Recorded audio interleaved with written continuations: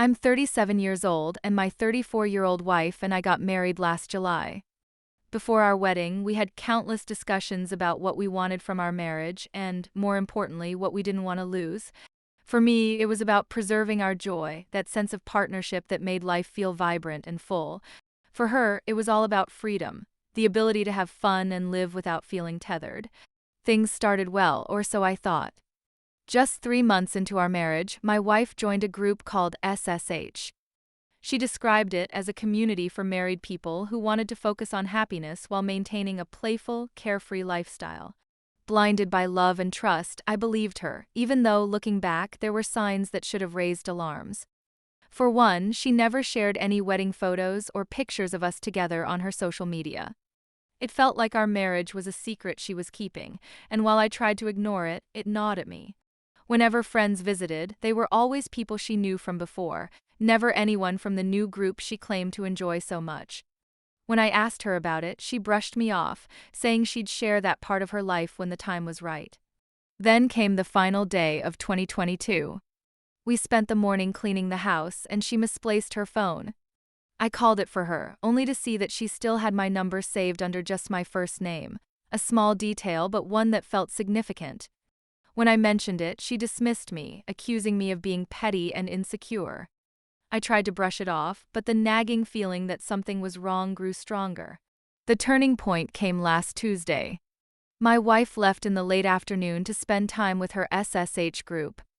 When she hadn't returned by midnight, worry crept in. I called her repeatedly, but there was no answer. As the hours passed, dread settled in, and I reached out to her father, hoping he might know where she was. He didn't. The silence of that night stretched unbearably. Until early the next morning when I received a call that shattered everything. It was a man's voice. Calmly, he apologized and explained that he was my wife's boyfriend and wanted to know her home address. My heart stopped.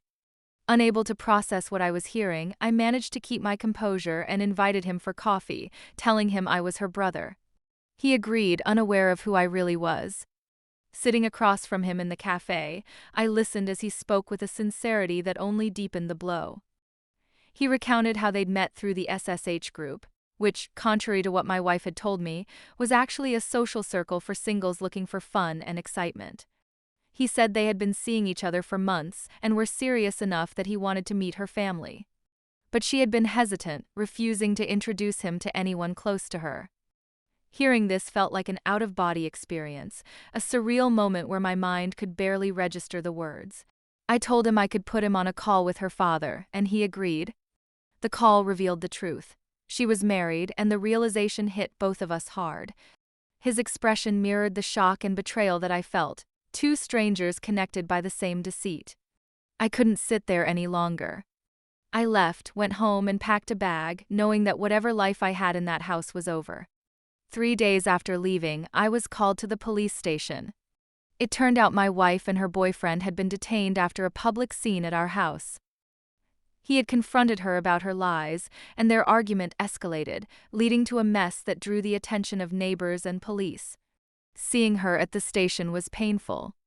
Her face was marked with panic and exhaustion as she explained how she received a brutal message from her father calling her useless and warning her to stay away. She pleaded for my help, not out of regret for what she'd done to me, but to clear her name with her father. There was no apology, no acknowledgement of my pain. I told her coldly that it wasn't my problem anymore. She would hear from my lawyer, and that was it. Walking away from her, I felt broken and numb, a shell of the man I had been just days before. The days that followed were suffused with a deep, numbing pain. I barely recognized my life or myself. Most days, getting out of bed felt impossible. The weight of betrayal pressed down on me, leaving me exhausted and hollow. I replayed the scene at the police station repeatedly in my mind, her frantic, self-serving pleas ringing in my ears. It wasn't remorse or sadness for losing me that fueled her desperation. It was her fear of her father's judgment and the consequences on her own image. That realization only deepened my sense of betrayal. I started the process of divorce immediately, driven by the need to close this chapter. The legalities were straightforward, my decision was final, and I made it clear that reconciliation wasn't an option. Yet the wound was raw. The idea that she could be so careless with our marriage, that she could lie so thoroughly and put herself first at every turn, left me reeling. There were moments when I struggled to breathe, weighed down by the thought of how quickly my life had crumbled. Despite the mess, her attempts to reach out continued. She called repeatedly, leaving messages filled with excuses and self-pity, but never an apology. Her tone shifted between begging and blaming, each message more desperate than the last. I blocked her number, but the damage was already done. The disbelief lingered. How could the woman I thought I knew so well be so utterly different from the person she had become? Eventually, I learned more details about the fallout from her affair. Her boyfriend, the man who had sat across from me that day, had also felt deceived. After discovering the truth about her marriage, he had returned to confront her, setting off the chain of events that led to their arrest. The whole situation became the talk of our social circles, and whispers of it reached my workplace and friends. It was mortifying, but there was no room for shame, only the slow, arduous path of moving on. The hardest part was reconciling the life I had imagined with the stark reality. My dreams of a future with her, the laughter we shared, the small moments that made up our days, they felt tainted and distant, like echoes of someone else's life. I had to acknowledge that the woman I married was no longer the person standing before me. As time passed, the pain began to dull, though it never completely went away. I forced myself to re-establish a routine, but each step forward felt slow and heavy. The process of divorce moved along, a painful reminder of how quickly love can turn into betrayal. I leaned on friends who hadn't been pulled into the mess and found unexpected support in distant family members who reached out when they heard what happened.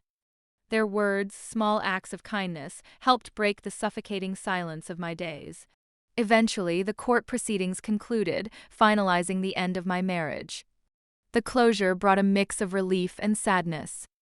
It meant an end to the endless calls, messages, and confrontations, but it also underscored how much had been lost. I looked back on the early days of my relationship, the optimism and the trust one had once had, now shadowed by deceit. The hardest part was reclaiming a sense of trust, not just in others, but in myself. I questioned how I could have been so blind, why I hadn't seen what now seemed so obvious. But with time, I realized that loving someone isn't a flaw. Being betrayed by them doesn't mean you failed. That understanding was slow to come, but essential for moving forward. Little by little, I began to piece my life back together.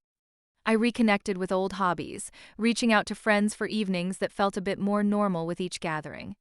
There were moments when reminders of my ex-wife would surface. A song, a scent, a place we had visited, and those moments stung. But each day, those memories held less power over me. I'm not fully healed, maybe I never will be. But I've learned that resilience isn't a quick victory.